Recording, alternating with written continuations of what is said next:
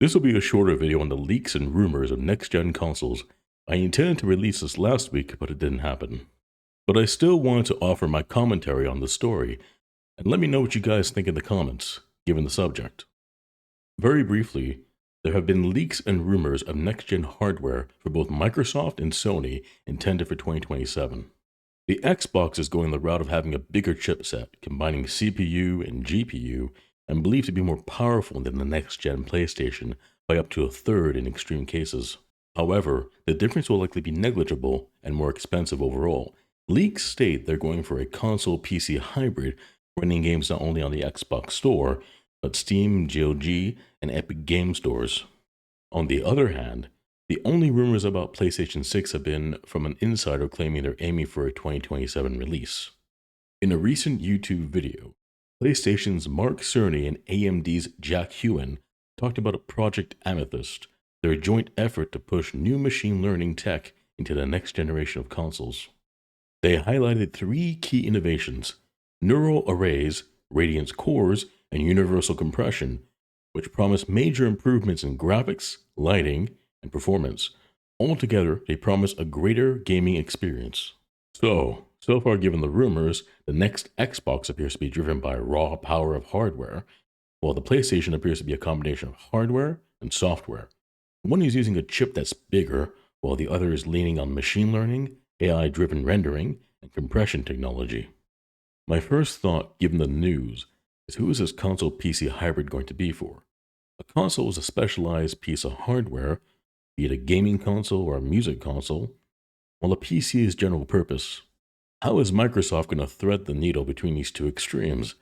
Is this a console that is more flexible like a PC, or a PC with limitations like a console? What are the constraints? If it does neither thing well, why even bother?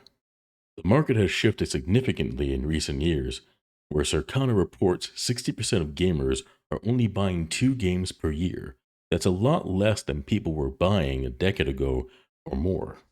We can assume it is because of economic conditions, which are projected to worsen, but even if true, Xbox has few to no exclusives, which are important. There have been comparisons between the next-gen Xbox with the PlayStation 6, where it's projected to surpass it in raw performance. But a similar dynamic existed between the Xbox Series X and the PS5, with the Series X and S collectively selling less than half the units of the PS5. The price certainly wasn't a factor, as both consoles launched at comparable price points. More power doesn't translate to market interest or sales. As mentioned in the previous video, quote, the lack of exclusivity not only weakens the incentive for consumers to buy the hardware, but also undermines the rationale for Microsoft to continue manufacturing consoles. And the thing is, Xbox has few exclusives. Software sells hardware, but Xbox has it the other way around. In contrast, PlayStation and Nintendo maintain strong exclusive titles, which have proven effective in driving sales. They made everything an Xbox, so nothing is an Xbox, which is not an enviable position for hardware. There is also the question that arises, given gamers buying fewer games and the market shifting, will these consoles be appealing? Everyone has a PC, and the market has shifted significantly towards mobile gaming, making up 55% of industry revenue, which caught me by surprise. Much of the market is moving away from AAA. The majority of titles that have been celebrated this year originate from the indie or AA market. These are games such as Expedition 33, Hollow Knight Silksong, Schedule 1, Peak, and Balatro. By contrast, Monster Hunter Wilds sold strongly at launch, but quickly tapered off, while Borderlands 4 had tech issues on release and is competing in sales with indie titles such as Blueprints. Indie and AA developers are not only producing high-quality games, but they are also doing it at a fraction of the cost of AAA. They're very competitive. If the rumors are true, the PlayStation 6 is moving towards a handheld docking console like the Switch, with articles suggesting that such devices may be gaining popularity despite presenting significant commercial challenges. Given they have exclusives, there is still a place for them in the market, and they have retained their fan bases, and it makes sense, where people can play games at home or on the go. But for an Xbox console PC hybrid, I just don't see it performing very well, and I don't see it being competitive.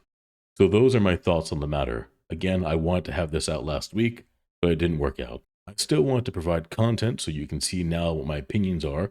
If Microsoft intends to pursue a console PC hybrid, they appear to be entering from a challenging position. The market has changed a lot in the past 2 years, making it difficult to predict the two from now.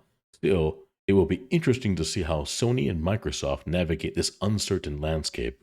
Thank you for listening. It means a lot to me. Please be sure to like, to comment, subscribe, and let others know about the channel. I hope to see you again soon.